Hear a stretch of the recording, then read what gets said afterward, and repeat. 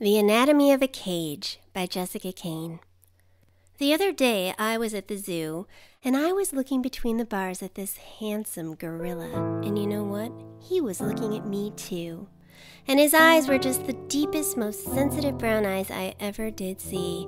And I smiled at him, and he didn't exactly smile back, but there was something there, and that we shared, an excitement. Oh God, if only things were different. But I knew things couldn't be different, and he knew it too. So we parted ways, and the fantasy fizzled off and floated down the Abyss River Junction. What a tragedy to be separated by a cage, to spend years and years of your life stuck inside an unenterable place, wishing and praying for some company, a pen pal, a conjugal visit. But as I continued on my way, I had a most uncomfortable thought. Wait a minute. Haven't I spent years and years stuck inside an unenterable place, wishing and praying for some company, a pen pal, a conjugal visit? And that's when I looked down and saw it. Not the same kind of cage I saw at the zoo, but a self, wrapped so thoroughly, so tightly in flesh, I'd completely forgotten it was there.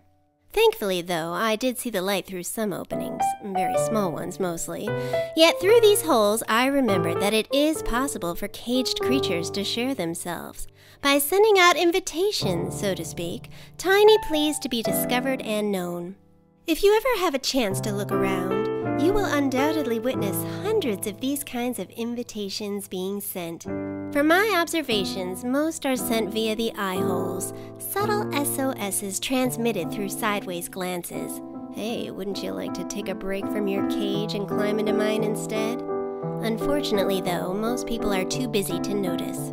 These days, with all these cell phones and laptops everywhere, if a person desires company in their cage, they'll have to resort to more overt invitations, such as cage decorating. I myself have tried this method. Low-cut t-shirts, lipstick, attractive hats, mineral foundation, song humming, memoir writing. Everyone has their own tried and true method, and everyone hopes their decorations might be interesting enough to lure another person out of their own cage to notice theirs. Everyone hopes to hear another say, "Oh my, look at that beautiful cage. I'd love to know who lives in there." From my experience, when one caged being spots another cage they'd like to enter, there's an assessment period. The person entering wants to make sure they really do want to go inside.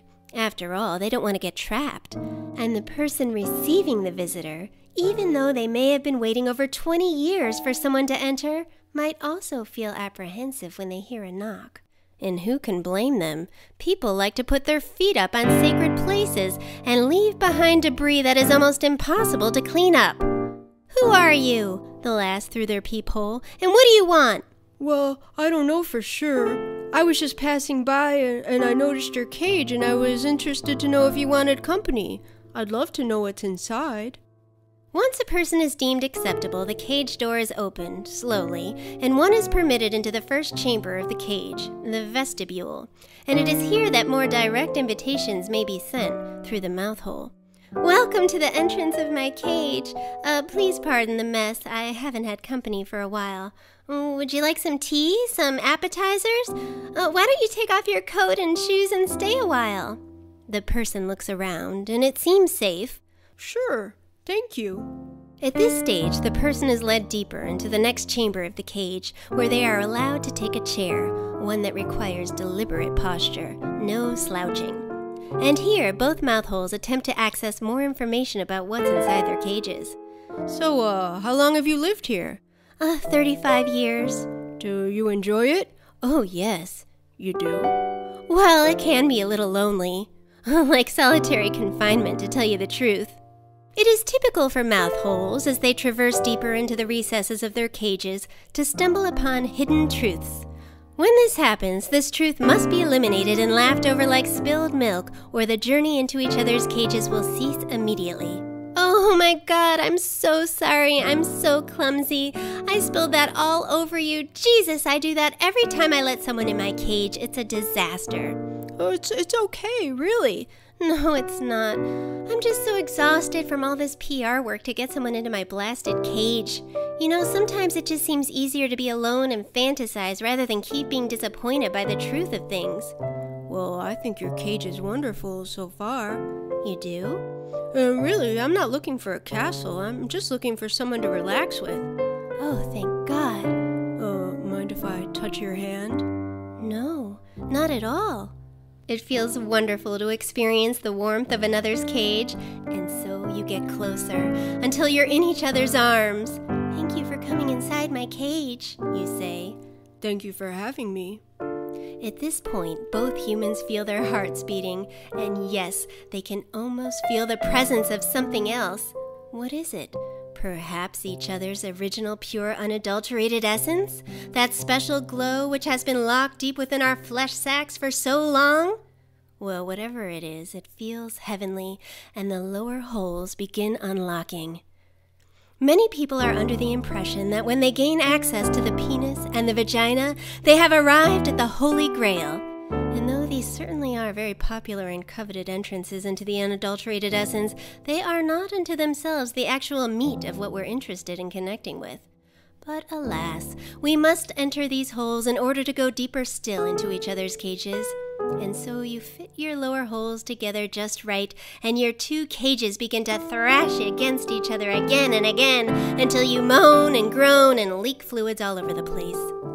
At this point, you hope you're connecting at the deepest level possible, but really, you can feel in your heart that all you're doing is merging cages, that you've got nothing more than the old two cages become one scenario, and that you're still very much alone.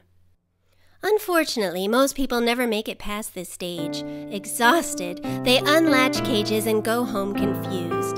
Should I feel like I found the Holy Grail? Why do I feel cheated again?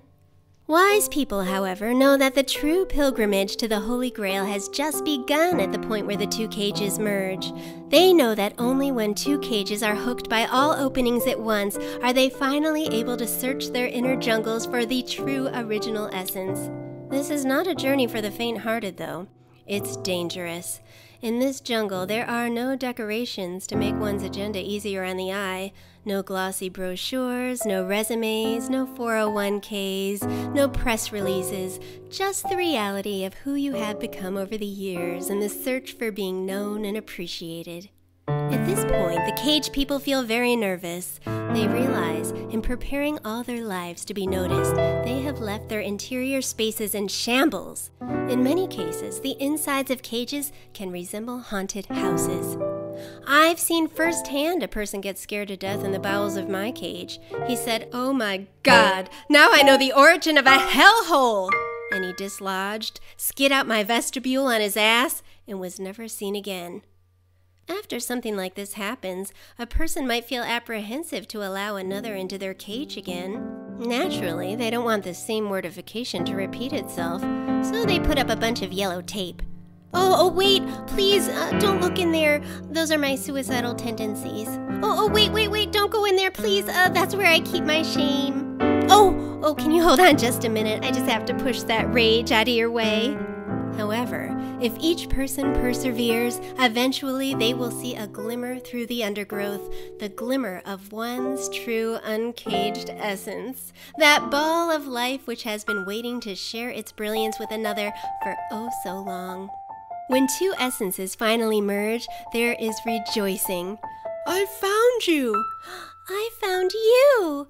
Look how special you are! Look how special you are! Oh, this feels so perfect! I wish it didn't have to be so hard to get to. I know, but here we are.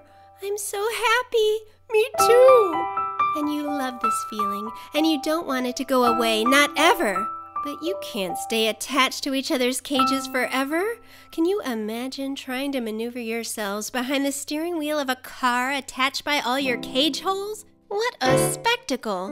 But there must be a way to stay attached. And so these poor humans, bless their desperate souls, come up with this splendid idea. How about we get married? Oh, what a wonderful idea! And so they invite everyone they know to witness their promise to stay attached till death do they part.